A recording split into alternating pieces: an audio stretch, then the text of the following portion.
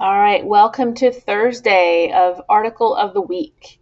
And on Thursdays, we practice writing constructed response answers. And a constructed response answer has three parts, and I'm going to use this acronym ACE, A-C-E. And basically, you get a question, and the first thing you do is you answer the question, which is what the A stands for. Then you cite, that's the C in ACE, you cite a piece of evidence from the article to support your answer. And then the E is you explain a little bit more about what that evidence means, why you included it, and how it helps to also answer the question. So you have a little bit more explanation added to after the evidence. So ACE, answer, cite, and then explain. You also should have your copy of the article, and you've already highlighted and numbered some evidence with your finding evidence activity that you did on Tuesday. Now we're going to go back to the article and actually use some evidence to answer some questions. So you should have your copy of this organizer digitally, and before we get started, answering the first one, let's put in some text boxes because they're not currently there. So we need a text box for the answer, a text box for cite, and a text box for explain. Let's do three different text boxes. So first thing I want you to do is go to Insert, Text Box, and then see that little crosshair. I want you to put it a little bit above answer, and then a little bit below, and then drag it all the way across. So it's a long rectangle. That should be plenty of room. And it'll grow and expand if you have to write more. And then we're going to do the same thing for cite. Insert, text box, a little bit above, a little bit below, and then all the way across to the end. And then finally, one more time with explain, a little bit above, a little bit below, and then all the way across. So now we have, they're invisible, but they're there. If you click, they'll pop up.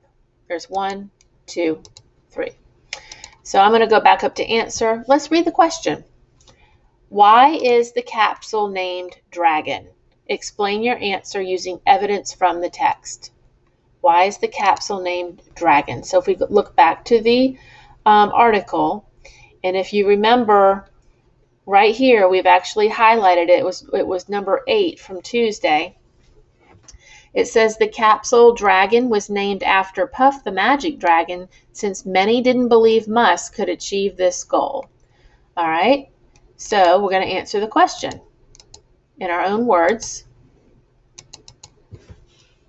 The capsule, we're going to write in a complete sentence, capital T, capsule was named after, was named Dragon, D-R-A-G-O-N. Because, I'm revising as I'm typing, after Puff the Magic Dragon. All right, now I want to go in and I want to cite a piece of evidence. I would say the text says it was named Puff the Magic Dragon since many didn't believe Musk could achieve this goal. It was named after Puff the Magic Dragon since many people didn't believe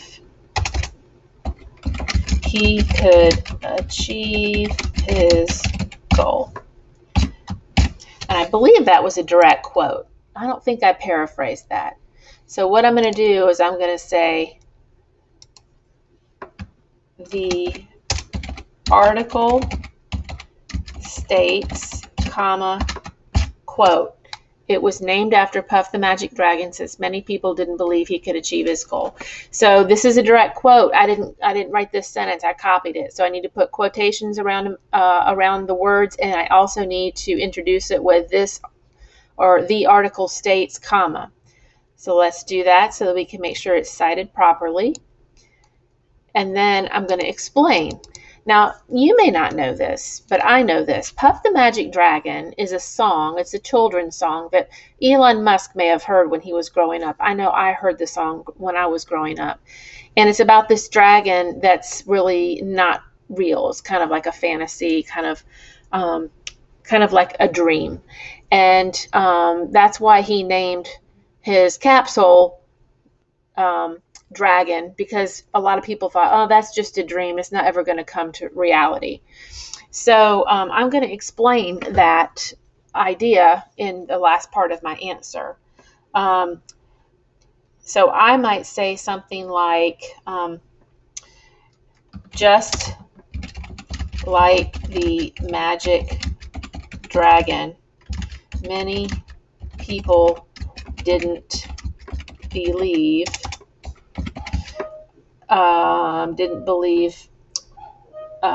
Musk's, I'm just going to put his last name, Musk's dream of a rocket transporting people to Mars. So that's just my thinking, and I'm kind of explaining why I think that Puff the Magic Dragon was, the name that he chose for it, what motivated him to name it Dragon. So that's the complete answer. It has the answer to the question, why is the capsule named Dragon? And it gives a piece of evidence to support that answer. And then there's a little bit of explanation that goes on after that evidence, just to explain it a little bit more. All right. If you don't have all that written down, pause the video and we'll move on to number 2. Okay, number 2, same strategy, answer, cite, explain. Here's the question. Where is the International Space Station located? Explain your answer with evidence from the text. So we're going to go back to our article and we're going to skim and scan for International Space Station and where it might be located. And ISS is the acronym for International Space Station. If you have trouble finding that, I'm skimming, I'm scanning. You may have found it before I did. Okay, I'm right up here next to number 3 that you labeled. It says, in May of 2012, SpaceX made history again. Carrying a test run a step further, the Falcon 9 rocket launched the Dragon with a load of cargo to meet the International Space Station, a mobile laboratory that orbits the Earth many times per day. So it looks like that's our location. It's in Earth's orbit. So the answer, first I'm going to insert a text box. A little above, a little below. And then we're going to answer it in a complete sentence. We can abbreviate it. The ISS is located in Earth's orbit. And then we're going to insert another text box for the evidence.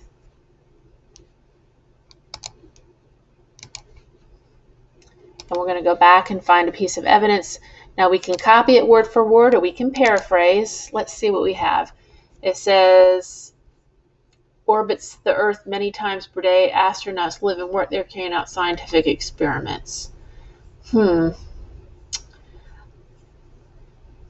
I think I might just say, I'm going to paraphrase. I'm going to say it's in Earth's orbit and that it orbits around the Earth many times per day. I'm just going to say while in orbit, comma, it moves around the Earth, many times per day. Now I paraphrased that. I didn't copy it word for word, so I don't need to put quotation marks around it. It's still evidence, though, because I pulled it from the text. And then we're going to insert one more text box so we can have a little bit of explanation. Insert text box, a little above, a little below, all the way across. And we're going to explain. I remember from the reading that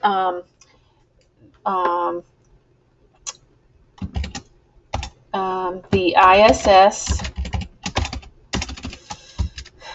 is in orbit, so scientists can conduct experiments. Let me go back and just see. So they can experiments inside and outside of the large laboratory. So they can conduct experiments. I'm going to put in space near Earth,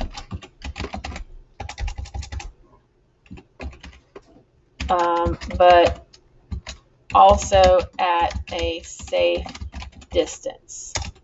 What I mean by that is they're in outer space, but they're not just flying in any sort of orbit. They're orbiting Earth, so they're close to home, so they're still fairly safe, but they're still in outer space, so they can conduct these experiments. That's what I meant by that. So there is an answer, a citation, and a little bit of explanation, and that's considered a constructed response answer because it has all three parts, the ACE.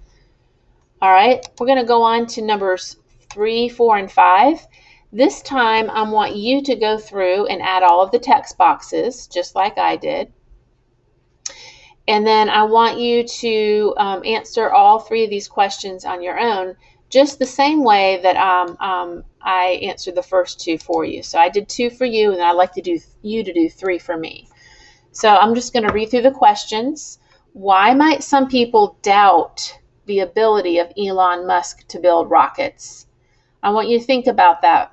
Remember, Elon Musk was not he had no experience with aeronautics. Okay, that was up here in his biography. It says he has no formal training in aeronautics. That means anything having to do with flight, airplanes, rockets, etc. His skills are in business and economics. So that might lead one to doubt his ability to build rockets. So you might want to kind of focus on that part of the article to help you answer this question. Number 4, do you think that NASA may hire SpaceX to send astronauts to space in the future? Do you think NASA may hire SpaceX?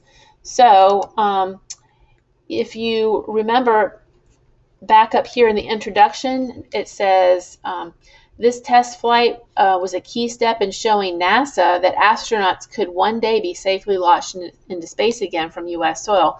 Remember, NASA kind of retired their program. They kind of shut it down for a while, and they just went to the United States has relied on Russia for a space program. But SpaceX has come about. Thank you, Elon Musk. And so the question is, do you think NASA might hire some of these SpaceX, to send astronauts to space? So that's kind of an opinion question, but you can definitely make a strong case for yes, they might do that based on this first paragraph. So I would use this first paragraph to help you answer that question and cite evidence. And then for the last question, it says, imagine you wanted to travel to outer space. Would the information in this article convince you that you would be safe to travel in SpaceX machine? Explain your answer by citing at least 2 pieces of evidence from the article. So you're looking for some evidence that shows the safety and all the testing that is going on, all the safety that is being tested out before even sending a human being in the pod. So you could probably find easy 2 pieces of evidence that show how they're testing everything just to make sure it's safe for humans. And I would probably focus in on the Mission Possible section, okay, where they're talking about how they're the Falcon 9 lifted off with no crew. They were just putting in payloads. A payload is just something that's heavy and weighted just to see if it can survive the rocket, and not a human. You don't want to test humans. You want to test payloads. So remember he put cheese in one of the payloads. And then there was lots of other testing going on. And then there's another test mission right here in Mission for the Future. So I would focus on those last two sections to find your two pieces of evidence. And here is where they put in that Dragon. In the Dragon, they put a dummy astronaut and wired him to see how safely a human could travel inside the pod. So those are some places to look for evidence to help you answer that last question. So you need two pieces of evidence for that one. Don't forget to add your text boxes, and when you're done, you're going to turn this in through Google Classroom and move on to the next assignment.